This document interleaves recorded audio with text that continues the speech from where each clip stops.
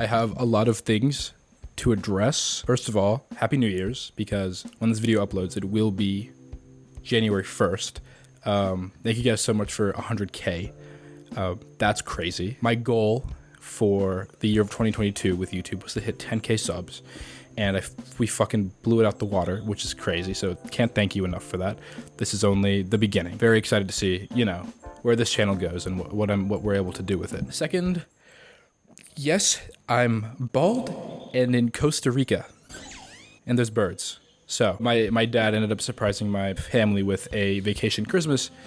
We ended up going to Costa Rica, and there's this beautiful view, and I thought I would take advantage of that and share it with you, but now I'm kind of regretting it just a little bit. And I ended up buzzing my head. It was very impulsive, but also it was just sort of like a new year, new me type of thing. I definitely want to dye it a different color. I've already done blonde, so we'll see what I decide next. But yeah, I hope you guys really enjoy the view. It is very gorgeous. Also, being in nature kind of fits the topic of today's video. James Cameron loves nature. He loves it so much that he stole from indigenous cultures and used it to create his own nature. So that's pretty cool, but we're gonna get more into that, don't worry. Hello and welcome back to another video where Saji puts more effort in because the topic of the video is just a little bit more serious and nuanced and requires some research, so I may as well write a whole script. Today we're gonna be talking about something that I have sort of been passionate about for a while. Just a small backstory. I was in the IB program in high school. Now if you don't know what the IB program is, good. That is a blessing. Trust me, you don't want to know. All you do need to know is that you should not enroll your kids in it. Anyway, I was required to write this massive essay during my last 2 years of high school, which they called the extended essay. Daunting, right? The cool part about the essay was that we could write it about whatever we were drawn towards as a career. And during that time, I was very drawn towards film. So I decided to discuss representation in media, specifically how the morality of cross-ethnic casting compares between two modern-day films. The two films I looked at were the live-action Avatar and the newest David Copperfield. I discussed how casting a white person in place of originally a person of color and casting a person of color in place of originally a white person has completely different meanings entirely due to historical nuance. The only positive similarities within casting that these films have are that they both casted Dev Patel. Who doesn't love Dev Patel? I mean, come on. Now, while this does differentiate from the topic we're looking at today, the root of both issues are the same, and that is ignorance. Also, if you're interested in reading the essay I wrote, it's in the description, so feel free, but keep in mind that I did write it in high school, so it's not my best work. Today, we're going to be discussing the new Avatar film and how perceived good representation can actually be more harmful than good, and how just because there are cultures included in a piece of media doesn't mean it's being done correctly and not coming off as insensitive, especially if the creator of said media is white. This can make it extremely difficult to create art about or inspired by certain cultures because, well, you've never experienced those cultures. Have you, James? Now, it can be done, don't get me wrong. Avatar: The Last Airbender is actually a perfect example of this. But before we get into that, let's discuss the main cultural issues within the Blue People Avatar. That's gonna get confusing.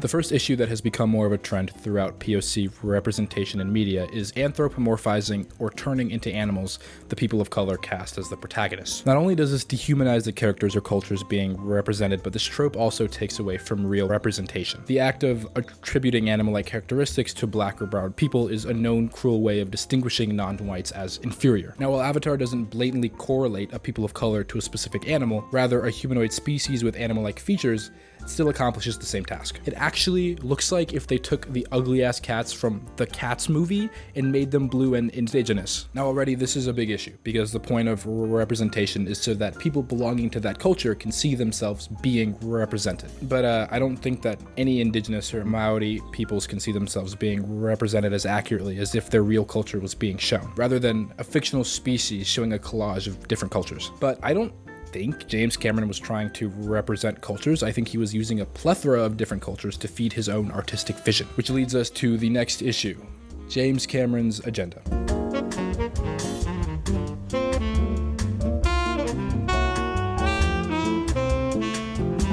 Now, Now yes, there are a couple of distinct cultures that James solely based his characters on, like the tribe in the first film being based on the Nilotic people of Africa and the Lakota Sioux, and the tribe in the new film being based on the Maori people of New Zealand. However, he then takes from a massive variety of other cultures like Hinduism, Japanese anime, and plenty of other African and Native American roots, not to mention the clothing and appropriative hairstyles. This completely takes away from any attempt at representation and shows James Cameron's whiteness as he tries to combine a plethora of diverse cultures into his own fictional creation. This can also imply that all indigenous cultures are the same or fall under a single umbrella, when that is completely incorrect and very harmful. And sure, okay, he has done research by talking to representatives of the Maori and Cherokee peoples, but his insensitivity and ignorance shows when he spoke with The Guardian after working in the Brazilian Amazon to gain perspective, and said, and I quote, "I felt like I was 130 years back in time, watching what the Lakota Sioux might have been saying at a point when they were being pushed, and they were being killed,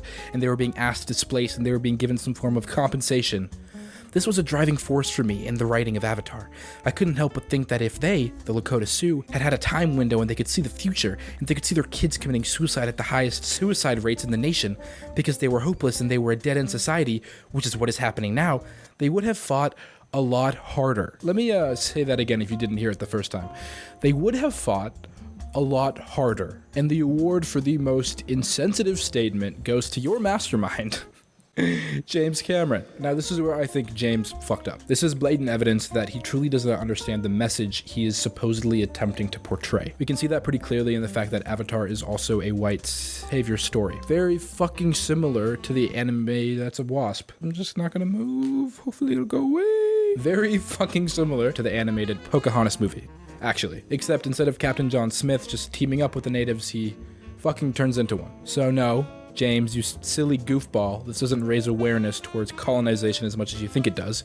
Instead, it actually reinforces the propagandized stereotype that white people have and will always save the day. Please stop using our cultures and religions for your artistic contentment. You're doing a really average job. Yeah, I said it. Besides the appropriation and disrespect, this movie is terribly average. I know this isn't a movie review, and sure, the film is visually stunning, but the film is really weirdly paced and doesn't give enough time to properly develop the right characters, which leads to an underwhelming ending. Also, Spider?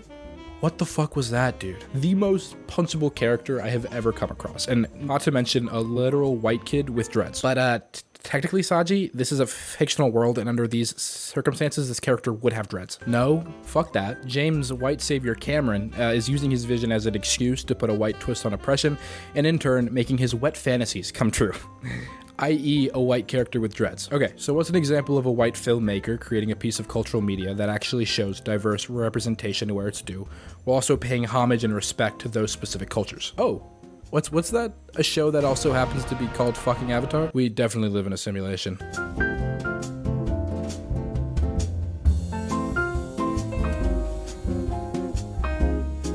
So how do these two pieces of media differ? Well, the creators of Avatar: The Last Airbender, Michael Dante DiMartino and Brian Konietzko, hope I'm pronouncing that right, both white guys, created a fictional story that feels more like a celebration of specific cultures, rather than feeling like they're using cultures to create their own fictional story or push their own agenda. And just like James, they did their fair share of research and tried to be as conscious of ethnic diversity as they could. However, the main difference is that Avatar: The Last Airbender did not create a melting pot of cultures and assign it to a group of people. Instead, the creators separated the cultures while also making it clear where the inspiration was being taken from, via clothes, hairstyles, armor, fighting styles, etc., allowing for proper and correct representation. And also, they were fucking human. So, the Earth is inspired after the Chinese, the fire after the Japanese, the air nomads after the Tibetan, and the water tribe after the Inuit. Not only this, but by adding fictional characteristics that fit the nature and lifestyles of the cultures, they were able to enhance them in a unique way, rather than it coming off as corny or insensitive. Likewise with what Black Panther was able to do with Wakanda and the new character Namor,